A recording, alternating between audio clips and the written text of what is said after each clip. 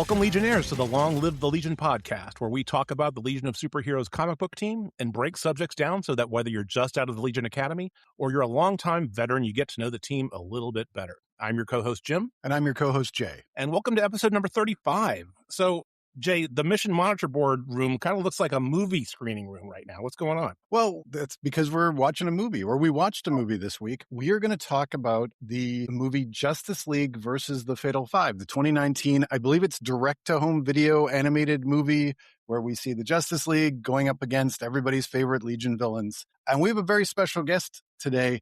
It's a Triple J episode, and it's a double Jim episode, so I'm kind of the odd man out here. So, Jim, if you could introduce yourself and tell everybody who you are. Hey, everybody, I'm Jim Purcell, and this week I am a guest spot lad. Yes, I am Jim Purcell. I'm a Legion fan. I co-host on the Legion of Substitute Podcasters, where we discuss basically every issue of Legion of Superheroes in a somewhat chronological fashion. We're currently going through the reboot era, having a good time with that. I've been doing that since about 2018. Before that, and to current day, I am also the main host and founder of the Savage Fincast, the internet's only Savage Dragon podcast, which I've been doing for a long time as just kind of a fun project. So, you know, I love comics, I love indie comics, and I love the Legion of Superheroes. So I'm really glad to be on your podcast to talk about this movie. Awesome. No, thanks for joining us. I mean, you know, we've had lots of folks from the Legion Pod Squad, as I like to call it, all of the other folks doing podcasts around the Legion of Superheroes, and have more in the queue waiting to join us. So it's really great to have you on, and especially you guys from the subs. It's really fun to have you guys on, especially. No problem. All right, so let's start talking about this 2019 Justice League versus the Fatal Five movie. So first, before we start getting into the plot and talking about what's going on in the movie, just want to give some credits, just so that we know who this movie comes from. So this is directed by Sam Liu. The writers are Eric Carrasco, James Krieg, and Alan Burnett. And again, this is on the DC movie line from the late 2010s, before we got the Tomorrowverse. And so I guess the one reason I was really excited to see this again is because the Batman in here is Kevin Conroy, and he is the Batman of all Batmans that ever will be and ever were. So I'm already bought in if Kevin Conroy's on the cast. So I had a question, since you did mention Sam Liu and the writers. Is there something that these guys have done before this that would either make you feel this is going to be a great movie before you watch, or might make you a little bit worried, or like what's their reputation going in? Okay, so Jim, I don't know if you have anything specific for these guys, but the one thing that did kind of, it was a double factor thing for me, right? So Sam Liu, the director, was in the art department for Young Justice, the TV series, which is awesome. I love that TV series. But he was also the director for the Killing Joke video that they did around this same time frame. And if you know anything about that particular movie adaptation, he made some interesting choices around Batgirl and Batman. And, you know, it's a little bit on the creepy side, at least for me personally. I will say, looking at their Wikipedia page, something that jumps out to me that is surprising and kind of cool. I see they directed episodes of Roughneck Starship Troopers Chronicles and Godzilla the series back in the 90s. As a 90s kid, I watched both of those shows a lot, and their studio house, Adelaide Productions, is like low-key one of the best animation studios of the 1990s. They did Men in Black the series too, and Jumanji, which are just shows I loved as a kid. So that's kind of cool to see. Awesome. The reason why I always ask, and I think I've been very clear on this in all the podcasts where we talk about the animation, I know nothing about these. And for the most part, I have never seen any of these before we actually do these podcasts. So I'm going in just a blank slate on this. So I was like, okay, here's the show. We have the Legion. That's awesome. So my only excitement on this, the names mean nothing. Like, I'll be honest, even like the Kevin Conroy, and I'm sorry, like, I'm like, I've heard of him, but so everybody right now can yell at however they're listening to their podcast and go, Jay, you idiot. In a way, I think that's a good thing, because it gives you a fresher perspective. Yeah. So thank you. Yeah. I mean, we'll see. Well, it's Kevin Conroy. He was the original Batman voice from the animated series back in the 90s, of course. And then he killed it doing the Arkham video game series as Batman. So that was great. A couple other things here for the writer staff. Alan Burnett, who was one of the co-writers, he was a big writer for Batman Beyond, kind of that follow-up series in the future that ran from 99 to 2001. Love that show. No, it's fantastic, right? And then he was also a producer for Superman the Animated Series from 96 to 2000. And then he was one of the producers for the Mask of the Phantasm Batman movie, which was also very, very good. It was a very well done. It wasn't really a direct copy of the Year 2 Batman story, but there was a lot of homages in that story. So it was all very good. And then also Eric Carrasco, because I think he must be the new guy on the block, because all the stuff that he's involved in are relatively newer series. He was a writer on Supergirl, the Melissa Benoist show from 2016 to 2019, and then he is currently, although I don't know about the newer season, but he's a writer on the Foundation show on Apple TV, which is a very good show. And I do recommend it. So we have a pretty good collection of talent on this show. So that's good. Animation style wise, it's a very Bruce Timm Yes. style show, which at the time, as I recall, in 2018, 2019, you didn't get a lot of that anymore. And it was just kind of cool to see that again. Now, whether or not this is connected to his animated Justice League stuff, it's a little tenuous, but it was very cool to see that animation design style back. Because I don't think we've seen it since either. No, because the Tomorrowverse use a very distinctly different style. The new My Adventures with Superman is a very different style from even that. So it's a like you said, it's kind of a callback to the Timmverse, as we used to call it back in the late 90s and early aughts. And yeah, that was one of the only names I did recognize because I knew he'd invented Harley Quinn. So I was like, hey, I got that one. Apparently he's the voice of Two-Face in this movie. So he is. I saw that on the credits. I was quite surprised, but that was good. Okay. Before we start talking about the movie itself, I'm going to try to do a very quick synopsis because I think we'll talk about sort of the bigger plot points as we get into the story. So really, really simply, 3 members of the Fatal Five, Tharok, the Persuader, and Mono, steal a time bubble, go back to the 21st century. But as they're going back, Starboy jumps onto the time bubble and activates the Brainiac 5 booby trap that basically makes the time bubble stuck in time. Did I have that right? It was out of phase. Out of phase, sorry. That's right. And then, Starboy travels back with them to the 21st century. Now, this is bad for the members of the Fatal Five because they're out of phase, so they can't do anything. And I'd say it's even worse for Starboy because he can't get his medicine, which helps regulate his, I'll just say mental health issues, because I don't think they ever explained what it was in this movie. And I don't want to just say schizophrenia like in the old Justice Society stuff. Well, right. I mean, I think they give it a name. They put the label of paranoid schizophrenia on it from a 21st century perspective. Yeah. But we don't really know what that means from the 31st century. But yeah, either way, it's the drug that he uses to control whatever that imbalance is something that is only available in his time. Yeah. I think the paranoid schizophrenia seemed to have more to do with the fact his claims of being from the future was what was being misdiagnosed. Considering how contemptuous that, I'm going to put doctor in air quotes, at Arkham was describing him, I'm like, I don't know if I'm going to trust any of these diagnoses. Yeah. Well, he is an Arkham doctor, so yeah. Yeah, so obviously not very good. So 10 months pass, and then Superman and Mr. Terrific finally figure out how to get the time bubble back in phase.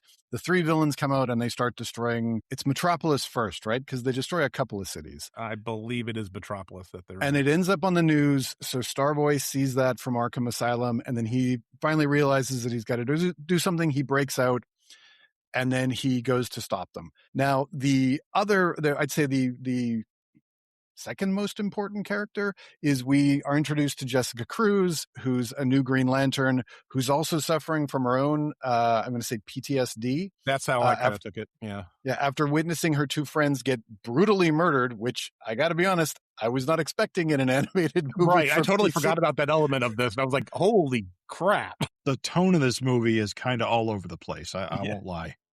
Yeah. Yep. And so then she doesn't want to be a Green Lantern, but for some reason, the Justice League want her to be a Green Lantern and actually want her to join the team. So Wonder Woman's great solution is to just fight her. Come on, get over your PTSD by I'm going to attack you. So anyways, the Fatal Five's whole plan is they've got to grab Jessica Cruz, and they need her because, and we learn this later on in the movie, I'm jumping a little bit ahead. We learn that Emerald Empress and Validus, when they were captured in the 31st century, Brainiac 5 realized there was no way they could hold them in the 31st century, so they brought them back 1,000 years to Oa so they could go into a prison on Oa. So they need Jessica Cruz. I don't know why they didn't grab another Green Lantern, but let's just say her. She breaks them out, and now the Fatal Five is back together as a fivesome, and they need to get back and get that time bubble that they came back from. I know this is getting confusing. Sorry. So they have to go Not your fault. Yeah, they have to go back to Earth. They have to get the time bubble. And then the Empress has a new idea because she's supercharged the eye with all the power of the Owen power battery. Mhm. She's going to destroy Earth's sun. So after she sent the eye up to destroy the sun and somehow has still flattened all the Justice League, including Superman, because there's kryptonite power in the eye. Yeah, it's magic too, I guess. And magic as well. Green Lantern shows up, wipes everybody out, beats them all, kills them, from what I understood. I'm assuming dropping a mountain on the Fatal Five is going to kill at least 3 of them. And then Superman flies off to save the sun, but Starboy says he can't do it. And then she says, well, why do you think you can do it? And his answer is, I'm Starboy. Starboy. So they fly him up into space, and he says, I'm going to drop me into the sun, and I'm going to use my powers to pull the sun back together so the sun is going to be okay again. She does, and she's sad about it, kind of. And then, so he's the hero. They have a funeral. A whole bunch of Legionnaires come back from the future to pay their respects, and the movie is over. Did I miss anything important? No. Some details, but other than that, yeah, that was mainly. Well, we'll get into those details later, but I got the basic kind of idea of it. So, all right. So you might have got from my tone as I was doing the synopsis what I think about this movie, but I'm going to hold back on my opinions to start. Jim, since you are our guest, what's your thoughts on Justice League versus the Fatal Five? Well, I in general like this movie. I like the character interactions, Starboy, Jessica Cruz, the appearance of the Justice League. I think seeing the Fatal Five in action, it's fairly well done. I think the plot is a convoluted mess. And that's very unfortunate, but it is ultimately a manageable problem. It is a generally entertaining movie. All right. I can't say regular Jim because I normally say regular Jim for regular to the podcast. So I'm going to say our Jim. So I agree almost entirely with what Jim was saying there. I didn't love the movie. I think, and it's just really just because of the thinness of everything that's going on there. Because you think about it, right? You're talking about 2 fairly serious subjects with 2 of the cast or 2 of the characters. You have schizophrenia, or whatever we're going to call it, mental illness, and PTSD, which is its own kind of mental illness. Both of them are just not good. So kudos for them being inserted in the movie as a piece of as an element of the story. But it is, wafer thin, as they would say in Monty Python, about how it's portrayed, right? Because there's a lot of nuance with treatments and and how it affects you and all that kind of stuff from a mental health perspective. On balance, is a little bit not great, but it's good that they were given some kind of representation and they were the heroes and all that stuff. But yeah. It was kind of all over the place. It was good that it was only like an hour and 15 minutes because otherwise, I don't know. I think it worked for that amount of time. Yeah. You know what I mean? Because if it was longer, it would have exaggerated the fact that everything was kind of messy plot-wise. Mm-hmm. That's kind of my off-the-cuff thought. All right, Jay, let's hear it. I know you have something to say. So one of the reasons why I asked at the very beginning what history with the characters, the director and the writers had was because as I was watching this movie, all I could think was nobody involved in making this movie has a clue what any of these characters can do or what their power sets are. And it just irritated me more and more and more as the movie went on. You mean specifically the Legion? Yeah. No, all of them.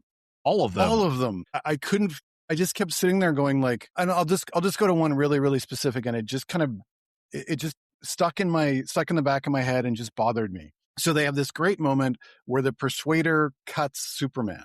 Mm-hmm. And he slices through him and we get this huge amount of blood. And to be honest, Superman would probably be dead after losing that much blood, but it is Superman. And so we have revealed like this is the sharpest thing on the planet and nothing can, this can cut through anything and nothing can stop it.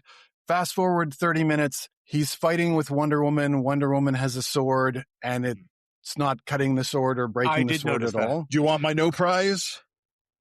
So I'm assuming you're going to say it's magic.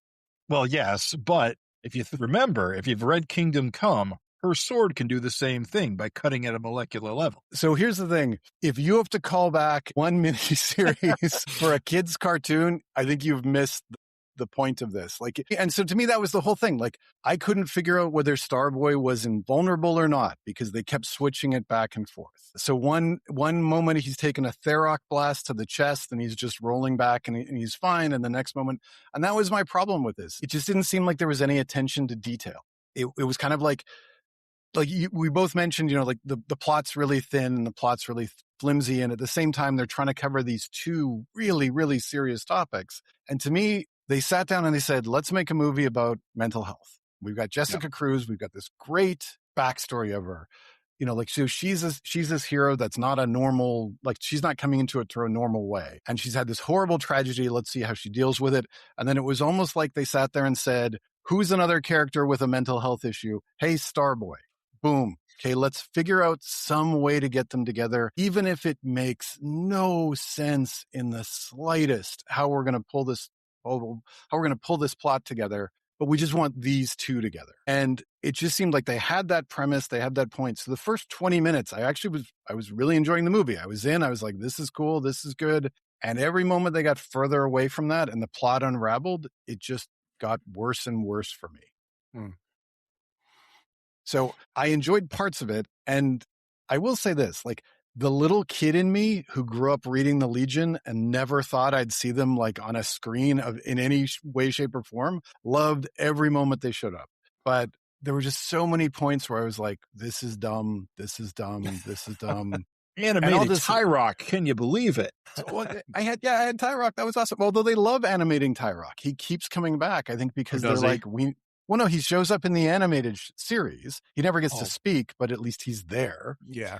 And he shows up in the Supergirl movie, right? Oh, yes. At least haven't watched that one appears, yet. But I don't know if he's actually in action. No.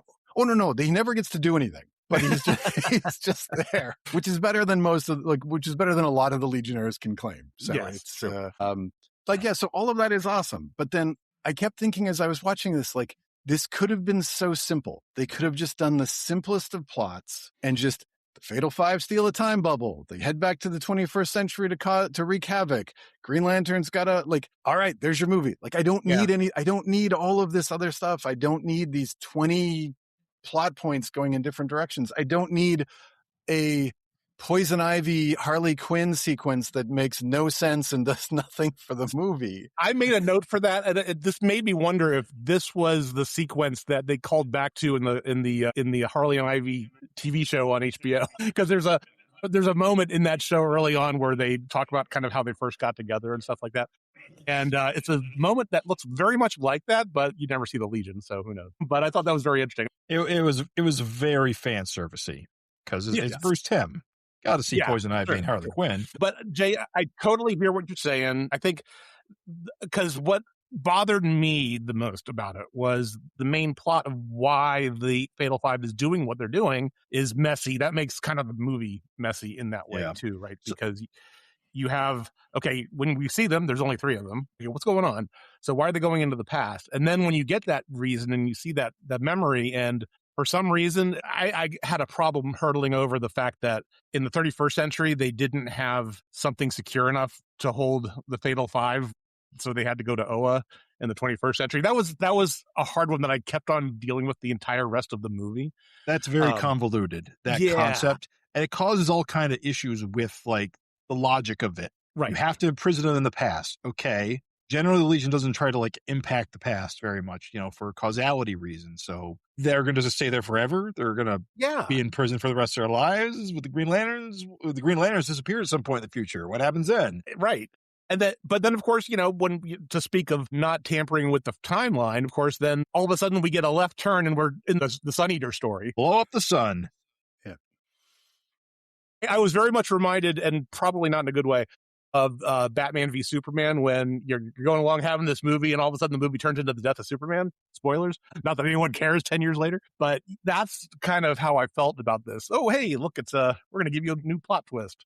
And then, of course, at the very end, the Legion shows up to memorialize Starboy. So you could have done that at any time. Yeah.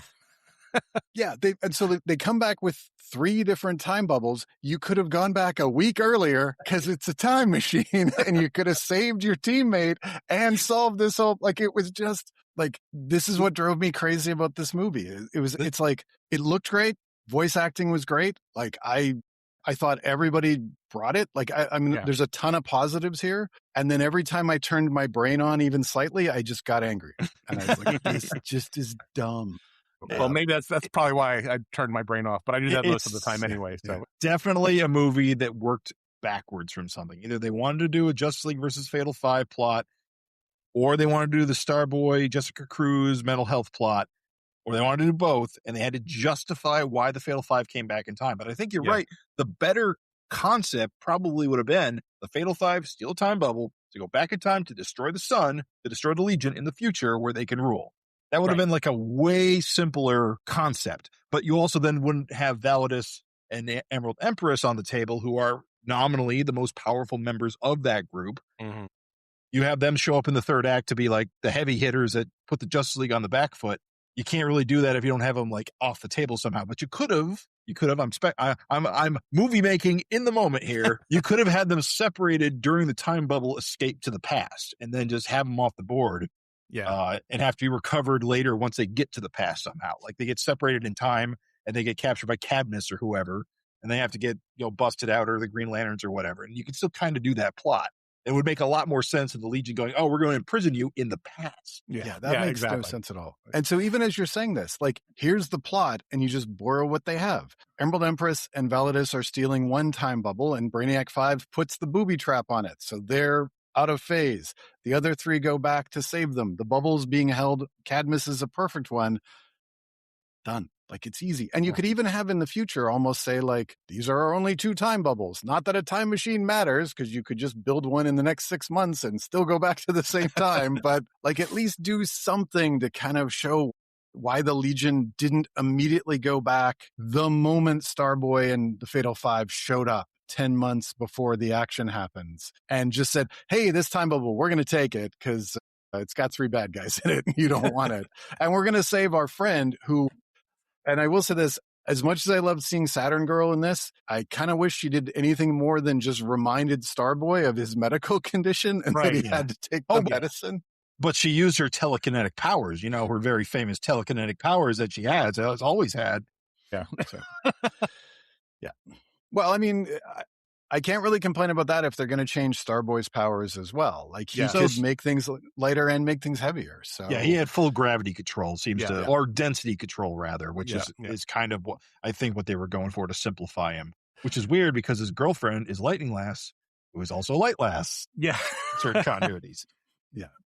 Yep, which is another interesting choice, but yeah. So now, well, let's talk a minute about the Justice League themselves here, because this was another weird, I guess, choice, right? So we have the Trinity, we have Superman, Batman, and Wonder Woman, but then we also get Miss Martian, who's, I guess, in this trial phase to see if she's going to join. But then, of course, we get goddamn Mr. Terrific, which I thought was great to see in animation. So, but that's fine. I always kind of like it. Ever since the new Superman movie came out, I'm a new rekindled fan for Mr. Terrific. So that's all good. But it was just an odd choice of who they brought in as a Justice Leaguer here. And I imagine it must just be because of budget. You can only get so many voices and people doubling up on voices in a particular show at any given time. But it was kind of an interesting choice of who they had, for sure. And the one thing they missed is, I believe Miss Martian is a teenager, right? Usually, yes. So she's the one who could connect to Starboy as a teenager, because they made a point to say that the Legion are all teenagers. And Jessica, I think, is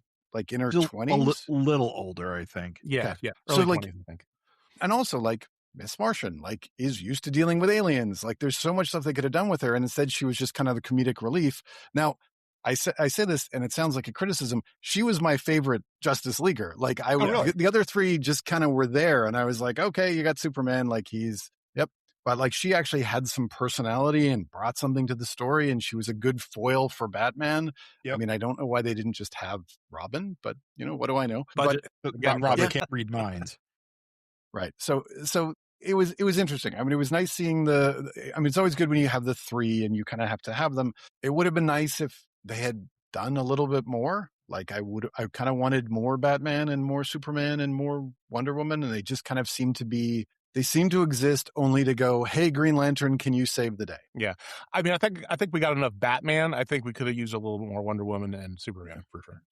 I will say this: Batman got to fist fight Mano, which, to be fair, was pretty good. Yeah, that was cool. And Superman did get some Validus. Like, I mean, Yes.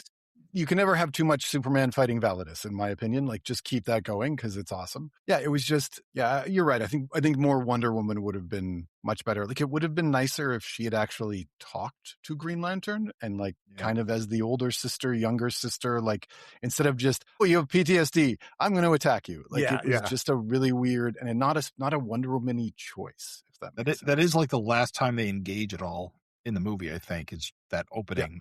Yeah. Where she tries to recruit her and makes the worst possible choice to get her out of her PTSD funk. Well, it works so well in Jason Statham movies, right? Like if you've got the guy who's retired from everything and he's living a normal life as a beekeeper, and then it's got to be something violent that snaps him out of it and he's all good again. So maybe she figured that would work. Maybe she's a big Statham fan. Who knows? All right. So since this is a Legion podcast, I really wanted to spend a lot of time on when they, and I'm going to say go to the 31st century in air quotes, but basically when they go into Starboy's mind and we kind of see the Legion in this universe. Yes. Right. So was there something, so to kind of give a little bit of a perspective for anybody who hasn't watched the movie, in order to figure out what's going on, Miss Martian, because she's a telepath, takes Batman and Green Lantern into Starboy's mind and to see his memories. And they're kind of walking through the 31st century. They see I'm going to say his apartment. Yeah. Yeah. It was his room. Right. Yeah. And that's where we get the big reveal that he's not with Dream Girl. Big reveal for Legion fans. His girlfriend is Lightning Lass. Thoughts on that? Well, as Ms. Martian says, we don't have full context on that. It could be anything, but I think that's true. The implication is pretty clear. It is an interesting choice they would make that change, just kind of arbitrarily. It doesn't really seem to have a purpose other than, I guess, just to surprise people who would know better. Yeah. And, and at the very end, we don't see Lightning Lass at the funeral. Yeah, right. If you're going to put that much down on that particular aspect of a reveal, you'd think that she would be in that last scene. Yeah, talk about a Chekhov's gun that doesn't pay off in any way, shape, or form. Or Chekhov's lightning bolt. There you go. It was. I mean, I've said this before. Like, there's only a few Legion couples that I kind of hold as like, don't mess with this. So if you want to split up some people, I'm like, okay, that's fine. Like, it's not the Legion that maybe, like, make it work. I don't think it's bad that Starboy wasn't with Dream Girl. I'm not sad about that. Yeah. But the fact that they did nothing with the character with that change was kind of weird. Yeah. Although I did know that I don't think Dream Girl appears in that montage with all the Legionnaires in the museum. She does not.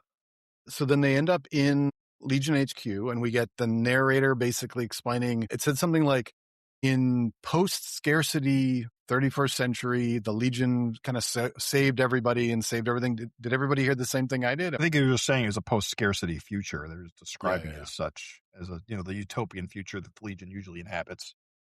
Until Magic Wars or DNA get a hold of it. And then they get the Hall of Statues with all the Legion. And I have a question. There was one guy in red that I didn't know who it was. It looked like he had like measles or something. Yeah. That's Armfall Off Boy. Is that who that is? Okay. Yeah, it's Armfall Off Boy. That's what I couldn't tell who that. Nothing triggered me that's who that was. Yeah. Apparently he's a famous Legionnaire. Okay. Sure. I completely blanked on that. So thank you. Why? Like, why would you do that? Of all the Legionnaires you could pick, like, I was thinking, like, because it kind of looked like I was almost thinking like Porcupine Pete. Were they going with that, or somebody, or like a sub? But like, why would you pick the Legionnaire who's literally the biggest joke? Yeah.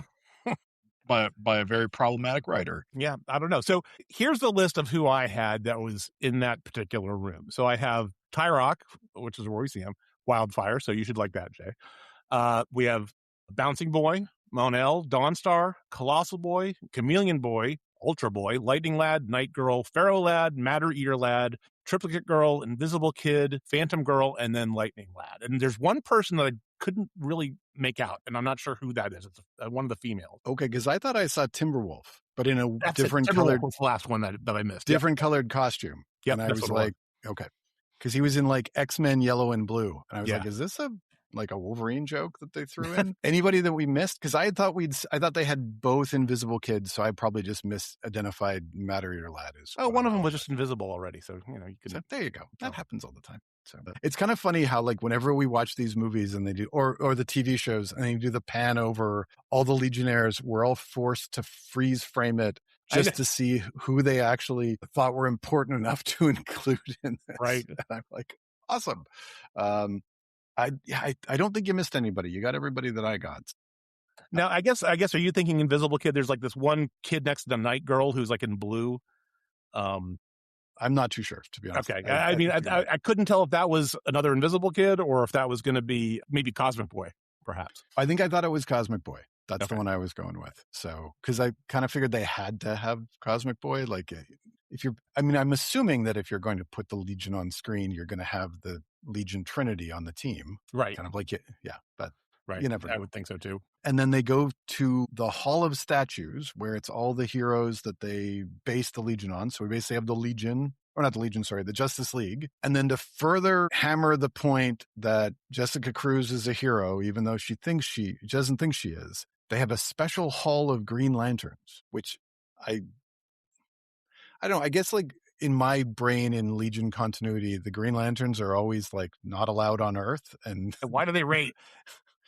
Like, why did they get their own room? Any thoughts? Why do you think, aside from just they want to make sure Jessica Cruz feels special? That was it. Well, they're all gone. I think they say the Green Lanterns don't exist anymore. So I think the status of them now being allowed on Earth is not the case in this version of the Legion. That's just my guess. So they've just been kind of memorialized. Granted, it's only the 5 human lanterns. Now, they're the only ones that matter. Well, obviously they wouldn't. I mean, I know they didn't kill Kilowog at the end, but I had to actually look that up because I was pretty sure they killed Kilowog. I know. I thought they were all dead. They did. Made that very unclear. Yeah, they looked pretty dead when they got dropped unceremoniously on the ground. Yeah. And then when they had a building dropped on them, I was like, okay. So you've got the Hall, and that was the thing. Like, we talked about this earlier about how so much of this movie just feels like they had sort of one central point. And I think this movie was made to get Jessica Cruz from I don't want to be a Green Lantern to I want to be a Green Lantern. And they chose the most ham-handed, circuitous way of doing it. And this is kind of another one of those examples of like, hey, we promise you're a hero. We promise that you're going to be good. And you just kind of sit there and wish, like, really, did you need to do all that? Also, here's a question that I always have whenever we talk about the Green Lanterns. Sorry, I'm going to go off on a little tangent here, and I apologize. Actually, I don't apologize. I always go off on tangents. So Cosmic Odyssey is actually part of DC continuity, right? So Jon Stewart is literally responsible for the entire destruction of a planet and the death of millions, if not billions, of people. How is he a hero anywhere in the universe at this point? Well, I mean, this is a different universe. So okay, sure. But it's true in the DCU. Sorry, it's always funny whenever Jon Stewart comes up, but I'm like, he killed billions of people because he's an idiot. Like, no, nobody remembers this. So, he's going to be in the new TV show next year. So, hey. Yes, he is. I've never seen Cosmic Odyssey. I had no idea he'd done that. It doesn't seem. I don't remember so much of it. That tells you how long ago I read it. So, so Cosmic Odyssey is the miniseries that came out in the 80s. Yeah. Jim Starlin wrote it. Mike Mignola drew it. It's really, really good. If you haven't read it, I definitely recommend it. But it has these 2 inherent problems that DC doesn't want to deal with. And the first one is they basically says there's 4 planets, and if 2 of them are destroyed, the entire universe collapses, and then they destroy one of them. And the other one, it's like Earth, Ran, and what's the third one? Thanagar, I think. And so I'm like, so if you're going to destroy Earth, you're going to destroy the entire universe. And I'm sure we're going to get 50 emails from people going, no, DC changed this and they actually rewrote it. But it's, I think maybe just because I like the story so much that I wanted just to stay canon. Yeah. I mean, I think between all of the animated properties that DC's done really literally since the 90s, I always consider them, slightly askew from anything that we've seen in the comics, right? For at one level or another, like in the Batman animated series, right? You had Dick Grayson and then you had Tim Drake. You never had Jason Todd in the middle of that, right? So there's always these little differences that you get in the animated universes. And so I just kind of check out for, with those guys. Yeah, like Superman doesn't know who the Legion are. Yeah. Yeah. Well, so you mentioned that. So I wanted to bring that up next because in that sequence, when they're going through the Hall of Statues, they very specifically say that the Justice League is the inspiration for the Legion, not specifically Superman. who doesn't seem to know who they are either. So Yeah. So that's an interesting choice. I mean, it's very much reboot oriented in that way, even though that's 20 years too late. Which kind of confirms that this is not the DC animated universe, because there was definitely a Legion in Superman the animated series. He has had adventures with them. Yep. Yeah. And I think it also makes the plot simpler. Like if Superman had known all of what was going on, that doesn't let you focus on the Green Lantern. Like because he just be like, no, here's the bad guys. Here's what we have to do. Here's what's going on. And by removing that, I think it just, because again, he'd take one look at Starboy and be like, yeah, I know him. His name's Tom. Sorry, Thomas. Right. Because he's Thomas in this version. And yeah, let me call the future and we'll get this taken care of. But Thomas. Yeah, exactly. And so in the Discord, I put in a screen cap of the mystery redhead. So I'm kind of wondering if this is White Witch. That was my absolute first thought too. But she she has red hair sometimes. Originally, absolutely. Yeah. Or it's kinetics, just to make you happy. No, there's no green. It has to be green if it's kinetic. Like they've cared about costume color for half of the. Well, they do seem to care somewhat.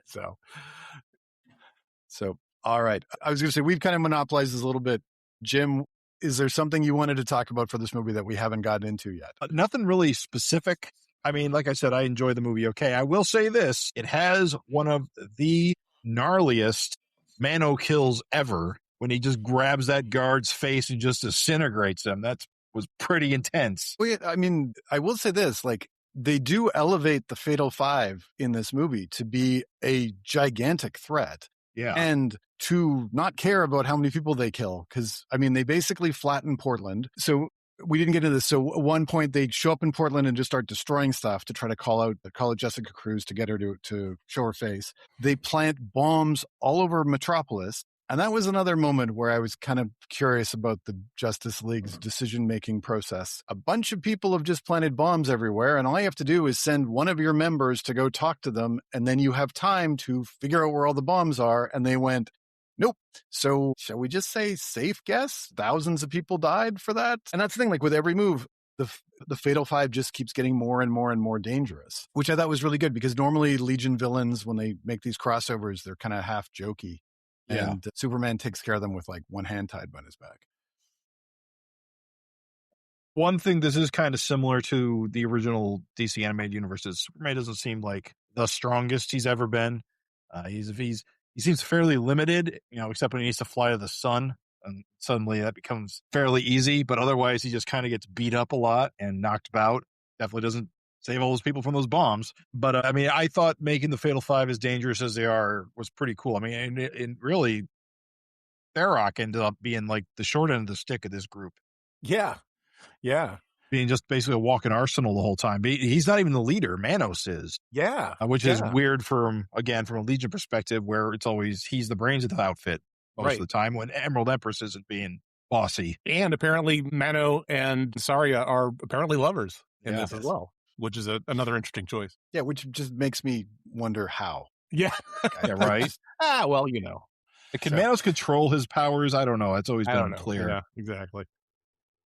Well, my thought is, like, how does he take off the helmet? The fishbowl, right? Yeah, right. Like, what do you do in that?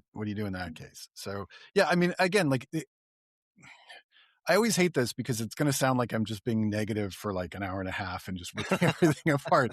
But there were things that I actually really liked. And Fatal Five, I actually kind of liked that they made Mano the leader. It was an interesting choice, and it was something different. And then having him and Emerald Empress, I will say this, when she showed up, that's how you up the villain. Like, she's just coming in like, nope, killing everybody, like, don't care. And when they broke into that secret base where the time bubble, and she's just massacring people, which again, wasn't expecting in an animated DC movie. She's killing everybody. And I was like, okay, like, we're now into serious villain time. Like, this is kind of cool. And then my hope was we're going to have this great final battle between the Fatal Five, all of them together, and the Justice League, and we'll have Starboy there. And like, in my brain, I was thinking, wouldn't it be cool if that was when the Legion showed up? And then suddenly you've got like a bunch of stuff happening. I get it. I mean, well, let me ask you something else about Mano too. So the symbol on his chest, right? I get that it's a hand, it's a stylized hand, but doesn't it also look a lot like how they're doing the lantern symbols lately? Yeah. Yeah, I can kind of see it.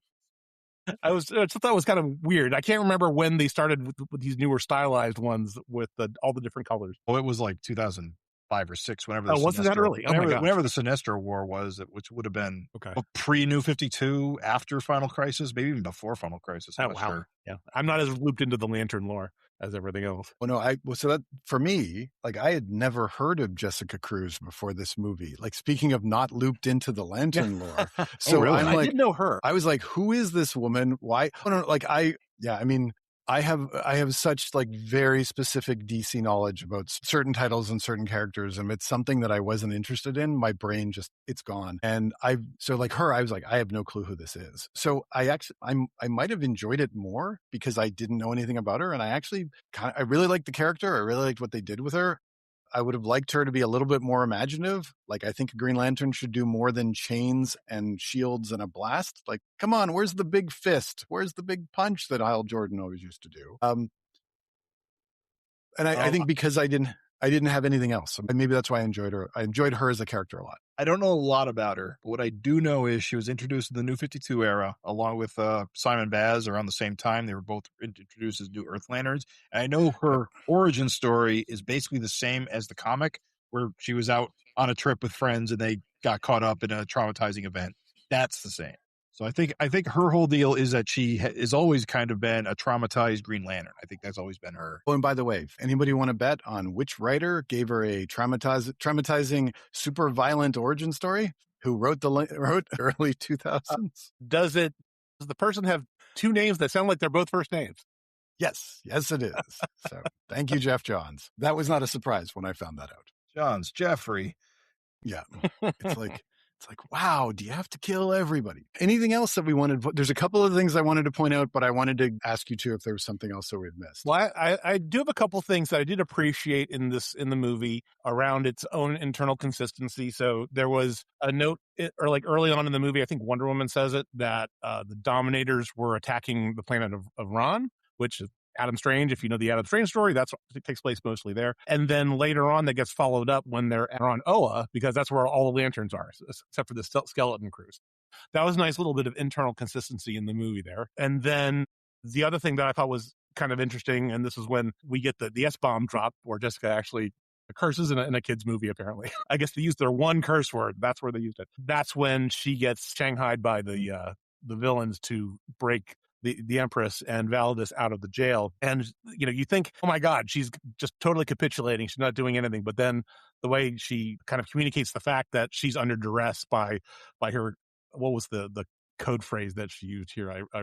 Code green or something like that, to basically say that she's, it's a signal to say that she's under duress and she's not doing this on her own volition. So that was kind of a cool little moment there, because that's when Kilowog comes out and all that kind of fun battle starts. All right, and for me, the one thing I wanted to call out on the first moment of staring at the screen, going, "What am I watching?" So if you haven't watched the movie, let me set this scene for you. So Starboy has just gotten back to the 21st century and he realizes he needs his medicine. So he walks into a pharmacy. The pharmacist is freaking out, even though nobody else has freaked out about his costume, because literally the scene before, he's walking down the street and nobody notices him. And he goes, "It must be my costume that's scaring you, not the fact that I'm acting like somebody who's off his meds." So he presses a button on his shoulder and he's naked. So is this comedy?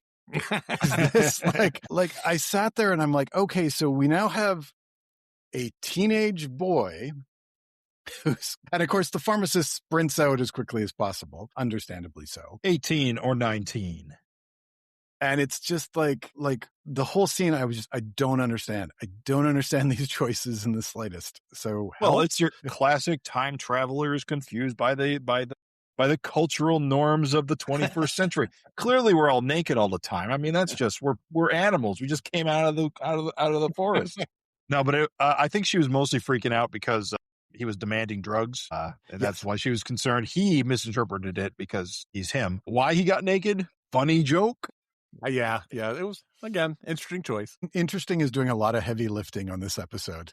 It's an interesting choice. Yeah. It's interesting. So, no, I mean, There were other good moments here. I mean, I really did like the battle between the pairing up of the Fatal Five with the various Justice League members. You know, Batman versus Mano, like we said earlier, was great, and he has that great line of "Bring it on, Skeletor," which I got a chuckle out of that. I have to admit. And I guess who else we had? Superman versus Validus. You pointed that out, Jay. That was actually really, really good. And then Mr. Terrific versus Therox. So you have the two gadget guys going after each other. And then Wonder Woman versus Persuader, which we mentioned as well earlier. Although it was interesting that he was able to kind of like shave off Jessica's ring to kind of destroy it. And then it kind of built itself back together again. And then the movie takes a turn where the movie should be called Jessica versus the Fatal Five, because that's basically what it turns into, because the rest of the league is kind of trapped there. Once you get your willpower back. Yeah. I enjoyed the Two-Face Starboy stuff in Arkham. I thought the idea of Two-Face kind of being a mentor to him was kind of funny. I thought it was interesting, because you see him as a villain all the time. You don't see him like in Arkham trying to deal with his problems badly, but making an effort. So I thought that was kind of cool. Yeah, that was a nice point. That was a good little moment. I mean, I think overall there's a lot of like good little moments in this movie where, you know, like things work. Like I really enjoyed the moment, like the parts, like Jessica's home life. They put her in like a regular apartment. Like it wasn't this gigantic mansion. It was this little tiny place. And she's talking to her therapist. And I thought like this is a superhero that's just a regular woman. She's not a millionaire. She doesn't come from another planet. She's just this person who got this ring. And just her design was different from everybody else. It was a nice way of handling it. And I think that's, you know, that was, I think maybe my biggest struggle with the movie is I'd find myself going, that was good. I like that. And then 2 minutes later, I'd be like, that was horrible. What were they thinking? And, you know, so it's. You're right. It's an entertaining movie in terms of like moments. But when all those moments get put together, it becomes a bit of a mess, especially by the end, especially when you try to get down to the details like you do. Like you want to, you know, power wise, personality wise, logic wise, you know. Right. I mean, certainly this movie was definitely aimed at, you know, probably teenage boys, right? Or you know, well, that's the thing. It's hard to tell who it's aimed at, because it's not for young kids, but it's too confusing to be for young kids. Yeah, but it's like too convoluted for like anybody who wants to like really think about it. Yeah, it's like it can't decide what it wants to be, because it's got the Bruce Timm style, which evokes the Justice League on TV on the old WB networks and Cartoon Network, but at the same time, it's got the violence and the mental health issues, and it's a movie that doesn't seem to know what it really wants to be, but it manages to have a bunch of fun moments. You know what? The way that you said that, I mentioned Batman v Superman earlier. That is a movie I describe exactly the same way, right? It's a movie with a lot of cool moments, because that's the Zack Snyder thing, right? But when you knit everything together, it's a damn mess. Actually, I think you could describe the entire Snyderverse that way. Like, great moments, great cast, but the parts don't equal like a good coherent movie. Well, this is why I think I liked the movie, because it has those moments, but it's certainly not anything I'll go out of my way to watch again. Right? So, someday Henry Cavill will play Superman. Yeah, I hope for that someday. Yeah, exactly. Yeah, I mean, because there's other notes. Again, to the point of, if you can't turn your brain off, you see these stupid things. So it's like when they're in the prison, the Owen prison, and so any old Green Lantern can break anybody out of the jail. You know, they don't have any operational security, so that, you know, you have to be a certain level of security to be able to access prisoners, things like that. You know, there was another crazy one in here that I was scratching my head at, but I think it was when all the Justice Leaguers are trapped by the Emerald Eye, and then I think Saria gets clipped by Mano accidentally, and if she's like out of commission like that, shouldn't all of her powers just kind of dissipate, as far because they need some kind of willpower or concentration? Oh yeah, she does absorb the entire Green Lantern battery. So it's weird little things like that. And you know what? They bring up early on that she's not recharging her ring normally, so she's at like low energy, and like that never comes up again. Like she doesn't get down to like 0% and then have to finally. Well, she does do the oath, and she does get recharged then, but it doesn't feel like she it doesn't feel like she drained herself out of her own volition, because she got the ring damage and she was depowered at that point. She kind of had to do it to get her willpower back. It wasn't like she had drained herself down to that and she had to make that choice, you know, from zero. Yeah, Yeah, so it's like, exactly. I thought because they mentioned the fact that the ring was at 9% or whatever it was, that was going to be a plot element of the story. Nope, nope, not at all. Well, just imagine if the movie had, like, if that final moment on Oa, like you mentioned how the Persuader cut her ring, it's in pieces, and then she starts saying the oath, the ring comes back together, and now she's Green Lantern. Just imagine if they had spent like 30 seconds of her flying over to the power battery, not just recharging, but like massively recharging. Then she goes and faces the Fatal Five. Okay, now this ending makes a little bit more sense. And I think it was kind of funny. I was as I was preparing for this podcast, I was listening to, and here's a plug for a podcast on our network, Another Pass, and they're talking about K-pop Demon Hunters, and whether you like the movie or not is irrelevant. But one of the points I made was like the reason why the movie works so well is the attention to detail. Like everything pays off, and like everything is connected, and they are focused on the tiniest details in that movie. And this one is the exact opposite. Like they didn't care about any details. They're just like, we got a cool idea. We got some cool scenes. We want to have these fights. At the end of the movie, Starboy's going to die. Boom, let's go. And it almost felt like they said, you got three writers. They said to the writers, like, you write scene 1, you write scene 2, you write scene 3. Don't care if they ever come together. We're never going to have an editor. So let's just go. And so that's why we got some cool scenes. Like we didn't mention the scene with Batman and Miss Martian fighting was Bloodsport? Yes. No. Yes. Oh, Bloodsport. I got to say, after watching Suicide Squad, this is not the Bloodsport I'm familiar with. But it was a cute little scene of like Batman and Miss Martian kind of working together.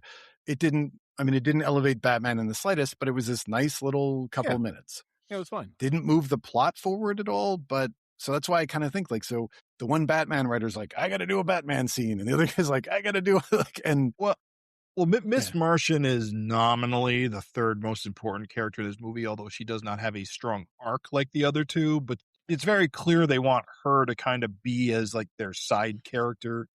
Because she tries to make a connection with Starboy. She's the one that goes into her mind, that kind of thing. So the focus is really on those three, but she doesn't really have an arc, which is the problem. Yeah, I agree. Well, her arc is join the Justice League, become one of the legendary heroes the Legion is inspired by. But that's so low key. Ultimately, it doesn't. Now, here's a question for you. Was I crazy, or was I thinking that they were trying to write a like Jessica kind of likes Tom, like romantic kind of subplot in there? I mean, I think I wouldn't go that far just because they didn't have the time for it. Right. Yeah.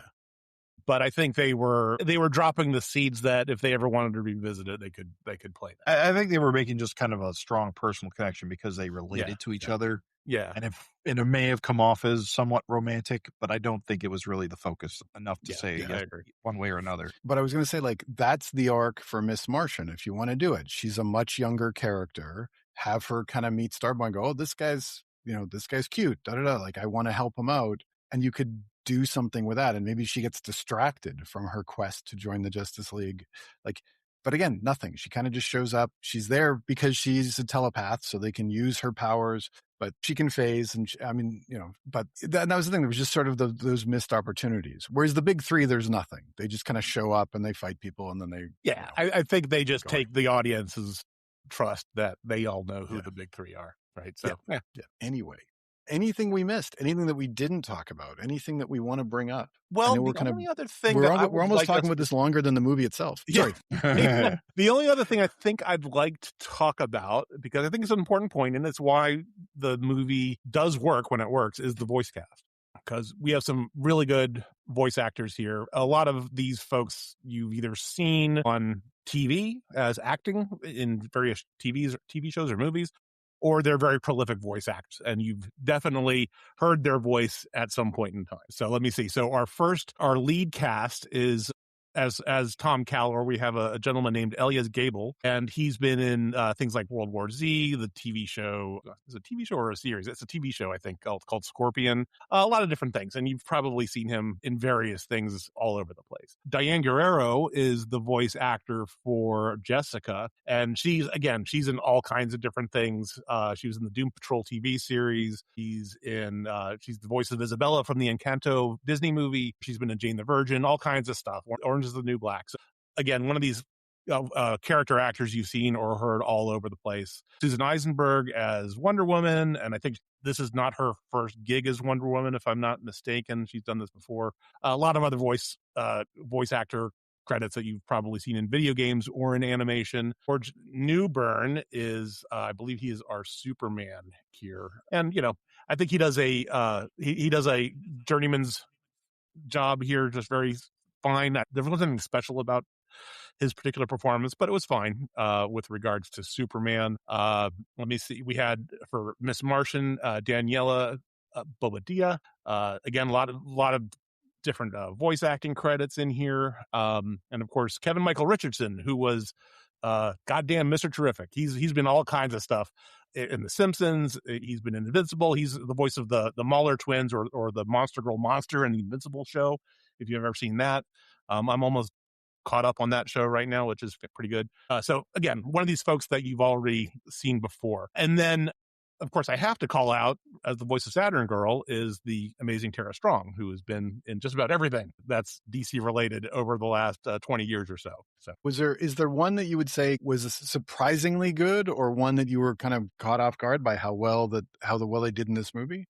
Think that for me personally, I think the ladies, Diane Guerrero and then Daniela Bobadilla, did the best because they really did a good job. I mean, you guys mentioned it before with regards to Miss Martian, right? She really kind of sold her lines. She did a really, really good job there. And then the movie obviously is really structured around Jessica. So I think Diane did a great job in that regard. Yeah, I can't disagree. I think it was really good. Like I say, I mean, cast was excellent. You could tell the production was excellent. It looked great. The design was great. They just needed a writer. But anybody who's listened to this podcast knows that's pretty much my comment on anything. Anyway. So here's the ultimate question for you guys. Would you recommend this to anyone else to watch? Yeah. I mean, if you're looking for like anything Legion animated related, I think it kind of has to go on the pile. I think it's good. It's good enough. This is a tough one. I would say if you go in with the caveat of like, do not turn your brain on once, I think you'll be fine. There's enough in here to make it worth watching. But the moment you start thinking about, I can only put it this way. I watched this twice because I watched it once just to kind of enjoy it and another time to take notes and kind of leave comments. And I was hitting the fast forward button quite often on the second time. So there's some really nice moments in there. As a Legion fan, like it's always cool to see Mon-El in action on the small screen, or to see. And I will say this: like, has Starboy ever appeared anywhere else animated? Like, I know he did a little bit on the animated series, but not a lot. Yeah, not a whole lot at all. So if you're a Starboy fan, I mean, well, aside from the ending, which will, in a way, this is worth checking out. But I think as like a Disney, or not Disney, sorry, as a Disney animated movie, no, it's nowhere near any of those. As a DC animated movie, compared to I would put this in the same category as I've actually seen the Supergirl, and it was kind of the same level as that. Yeah, I mean, I've kind of noticed like on IMDb, all of these movies are kind of rated about the same. Like they're 6 to 7. That's kind of 6, 7 where they all sort of sit. Like this isn't a 10, but it's not a 3. Well, a 10 is Mask of the Phantasm, but that was in theaters. Yeah, I mean, I don't know if you've seen that movie, but that's a good Batman movie. It isn't even a good animated Batman movie; it's just a good Batman movie. Mm-hmm. Yeah, I mean, I always get the feeling that, like with the Tomorrowverse, they kind of create these in batches. And I was thinking about this because I was looking at the Tomorrowverse Legion movie from a few years ago, and I know that particular stretch of movies is supposed to tell an entire story. I'm not willing to go through and listen and watch all those movies, probably for a lot of the reasons that we're talking about here. But it makes me wonder, when they do all the voice direction and everything else, if they just do all of that at once in one session for all of these movies, and they just kind of chop everything up together. They definitely produce them one at a time. I mean, they have a plan. The Tomorrowverse in particular, they wanted, before Tomorrowverse, most of these movies were like either standalone adaptations, like New Frontier, or the Batman one, not Long Halloween, although Killing Joke, that kind of stuff. Then they got into they decided they wanted to unify them, kind of have them have a through line plot, because I believe the Tomorrowverse movies are largely a Flash story, because I know I've only seen a few of them. I saw the Justice Society World War II one, which ends up being a Flash movie, actually, not a Justice Society. movie. It's good. It's not great, but it's enjoyable and it stands on its own pretty well. And I do want to get around to watching the Legion of Superheroes one, even though I know it's a Supergirl movie. I don't know why I haven't seen it yet. I'll be completely honest, but I do own it. But I do also believe the Tomorrowverse got truncated because I think they went straight into Crisis on Infinite Earths before they intended to. So I think it just kind of got stopped. The DC animated direct-to-DVD movies have been a thing basically my entire adult life, going all the way back to like the early 2000s, even before that. They kind of fill a role of like DC wants to have all these animated movies come out like every couple of months just to have those characters in front of kids or in front of whoever. And they've just been making them all this time. And I don't think they're making any right now. I think Tomorrowverse was the end of it, which is kind of unfortunate because it was kind of filling the role of just having something on the shelf and having something on streaming. And I think that's kind of what killed it, is that because these movies are intended to be on store shelves and stores don't sell physical media anymore. Right. Which is really unfortunate. And the streaming money clearly wasn't enough to continue them as like a streaming dealie, which is really unfortunate because they have just kind of been around the entire time for the last 20 years, 25 years. So it's kind of unfortunate they're not anymore. That New Frontier movie's pretty good. Yeah, because I guess now animated wise, we only have Creature Commandos, we have Harley and Ivy, and we have the New Adventures of Superman. And those are all TV series. They aren't off movies. Exactly. Is Harley Quinn still going? I lost track of if they're actually doing new seasons of that. I think they're getting a new season. I can't remember offhand. So, but yeah, it's been going for 4 or 5 seasons. So yeah, I know animation seems to be important to James Gunn because that Creature Commando show is tied in, and I think we'll see more of that kind of thing going forward as well, which is cool. But again, those are all series or real short run series and stuff, which is not the movies. Which I guess we'll see. We'll see. Yeah. And animation is just such a wonderful genre to just do this stuff because there's stuff you can do, especially with superheroes, that you just cost too much to do in live action. Right. Right. Well, yeah, I've long said, like, from the moment Gunn announced the whole new all the animated stuff he wants to focus on, is like, that's the perfect home for the Legion of Superheroes. Like, just do it as an animated, because like you say, like, to do a Legion of Superheroes movie with live action, the budget is what? 500 million? Like, it would just be insane to do, especially if it becomes successful, because all the actors get raises and you've got 25, 30 actors that you've got to pay. And every movie would just feel like Endgame.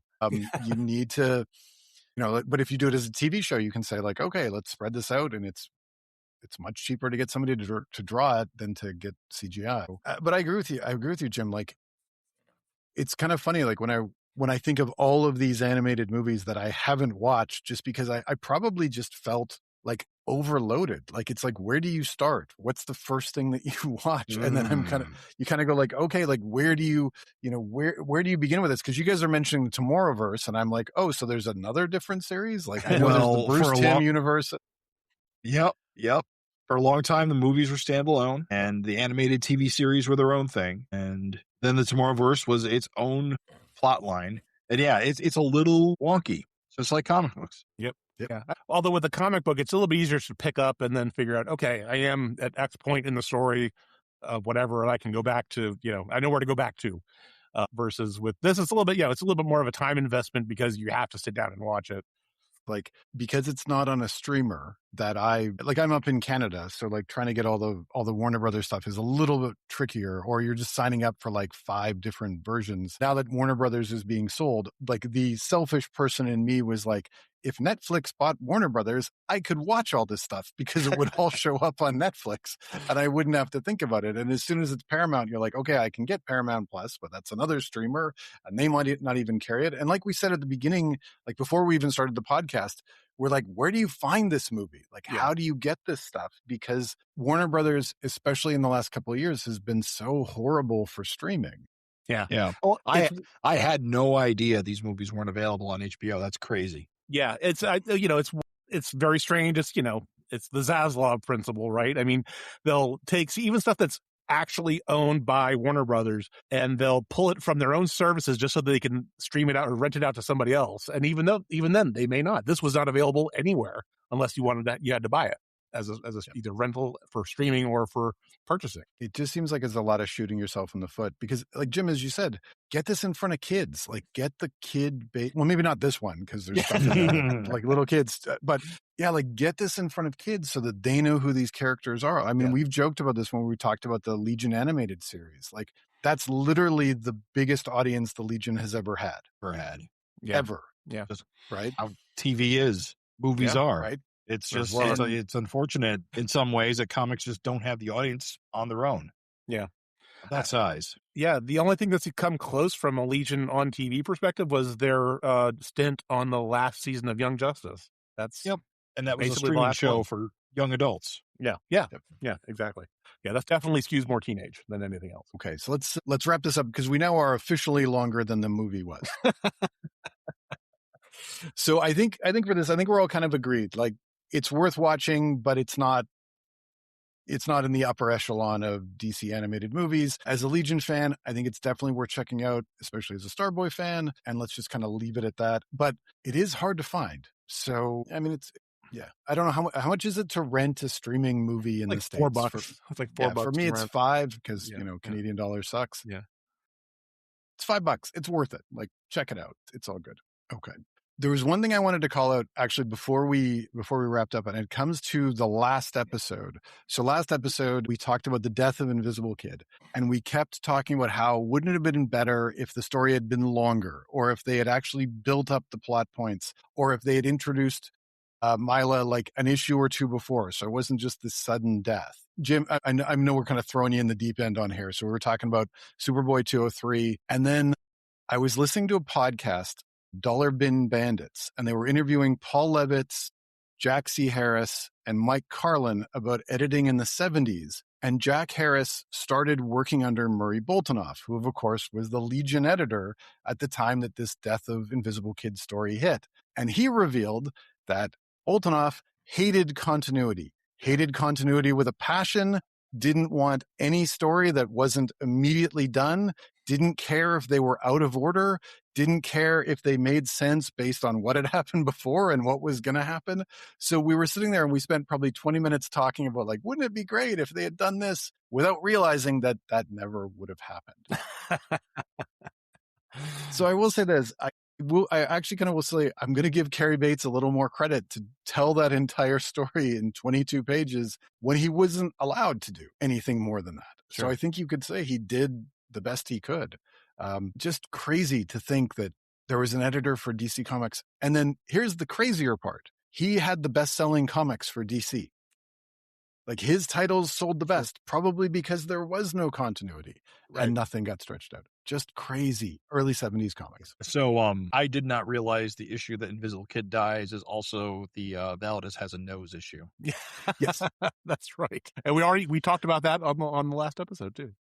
So you can weigh in. Nose or no nose? Definitely no nose. No nose. No nose for Validus and no nose for Iron Man.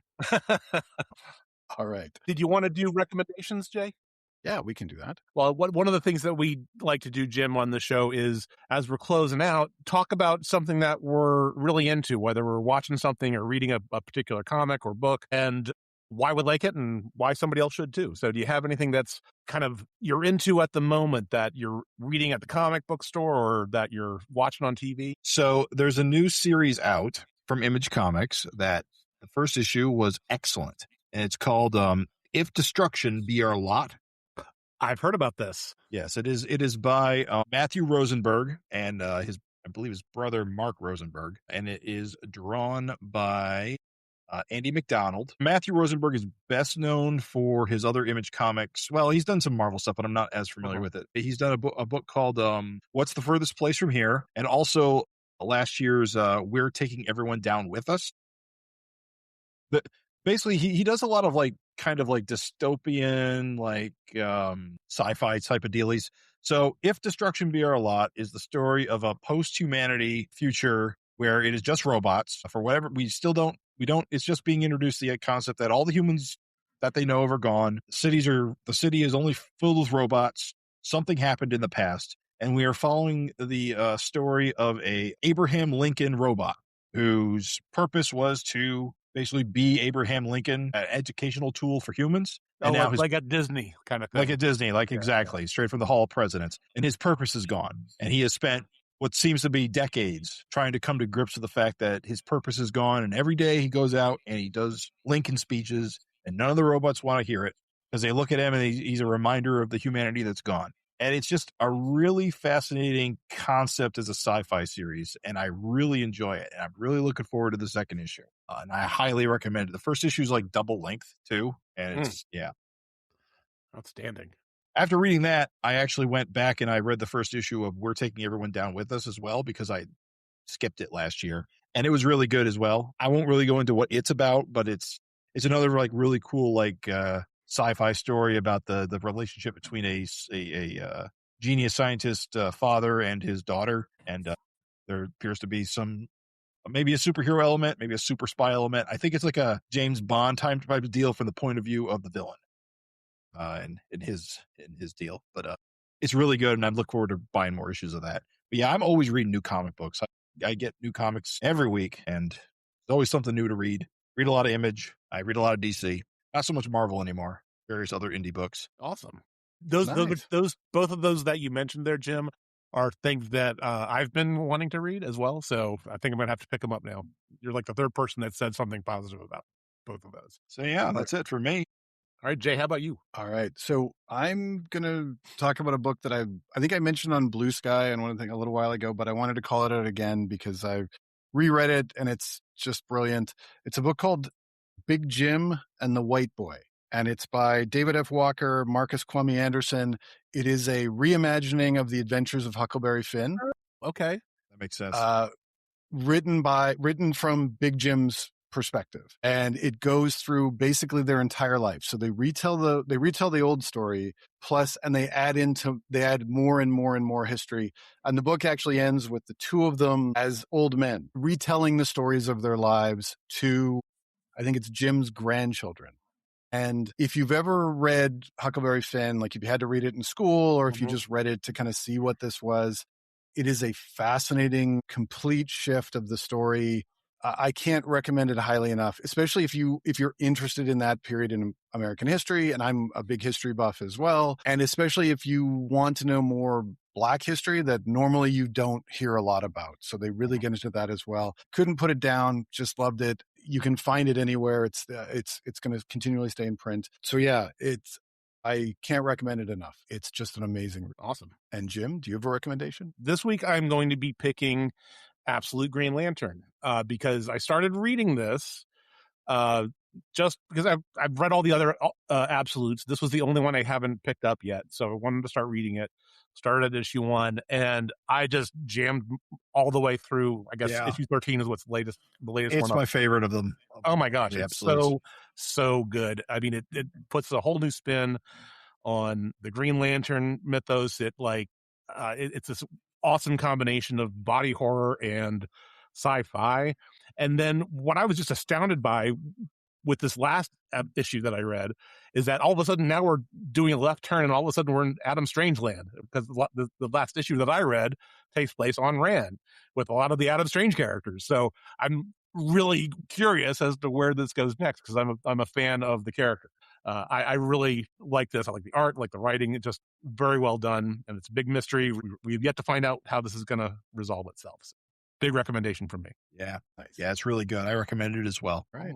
Then I think we have reached the end of our podcast. So I'll go with regular Jim as our guest. Can you tell everybody where they can find you, or where they can find you online, or how they can connect with you? Well, you can find me on Blue Sky, either under James Q. Purcell or regular Jim. I should pop up under either. You can find the Legion of Substitute Podcasters on all of the major podcast services. And if you Google Legion of Substitute Podcasters, you'll find our website as well. The Savage Fincast. Now, normally I would say Savage Fincast at savagefincast.com. However, currently our hosting is a little screwy, and I have to say instead the much longer URL, fincast.guttertrash. Okay. Yeah, the Gutter Trash is a podcast network that my friend runs. He does a show called Viewmasters, where they review movies, which is a very good show. My friend Eric Schonborn, who is also an artist, he does that.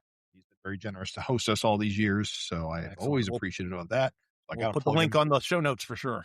But currently, if you go to savagefincast.com, it'll redirect to my friend, a webcomic artist and former Fincast co-host, Raven Perez's webcomic, Raven's Dojo, which is a very raunchy, I will say, webcomic. But hopefully at some point we'll get that web URL pointed in the right direction again once I get in touch with them. Thank you for having me on. I love talking Legion. Absolutely. Thanks for joining us, and we can't wait for the rest of the subs to join you here too. I'm sure they have things to say. We're 3 down, right? 2 down. 2 down so far. 2 down. Okay. I thought we'd hit 3. All right, 2 down. And Jim, where can everybody find you? So I have my Legion review website at jimboslegion.blogspot.com. So you'll find reviews of various Legion comics, pretty much everything from The Legion by Abnett and Lanning all the way through the 3-boot, and a few other things here and there, a couple Superman with the Legion of Darkseid, and a few other things I have queued up, but life's been just wacky, and the real world has pulled me into too many things lately. So, but you can find me personally on Blue Sky at jimbofett.bsky.social, on Reddit as jimbofett87, and on Darkside. I was going to say on Darkside. On Discord as Jimbo Fett on the Legion Fan Club Discord, as well as the Certain Point of View Discord. How about you, Jay? All right. So I write a weekly column where I review 2 Legion comics. I've just started, as we're recording this, writing volume 7 of the Legion. So post New 52. So we'll see what Paul Ebbets does here. You can see that every week. If you want to find me on Blue Sky, I'm at jmckernan.bsky.social. Oh, my column's at jmlonglivethelegion.blogspot.com. There you go. I should probably give that as well. There we go. My brain's not working today. You can find me on Discord or on Reddit at Drake Burrows. We have a Legion fan club on Discord, which if you haven't joined, please send us an email, and you can email this podcast at longlivethelegion2025@gmail.com. You can find us on YouTube. You can find us on Instagram. You can find us on Facebook. You can find us on, where else? Blue Sky at longlivethelegion.bsky.social. There we go. And I have one request. Please, please, please, please give us a 5-star rating after you've listened to this podcast on whatever server you're on. The more of these 5-star ratings. How about that? As many 5-star ratings as you can give would be great, because that moves us up the list. It makes us quicker on the search engines. And so, and same with YouTube. Please subscribe as well. Anything you can do to help. I realized the last time I checked, we have like 65 subscribers on YouTube, which is probably 63 more than I thought we were going to have. So thanks to everybody who's done that. That is awesome. Sure. We are moving up in the world. I think we're going to close up the podcast, shut down the mission monitor board. And as we end every one of our podcasts, long live the Legion. Long live the Legion. Long live the Legion. Long live the Legion.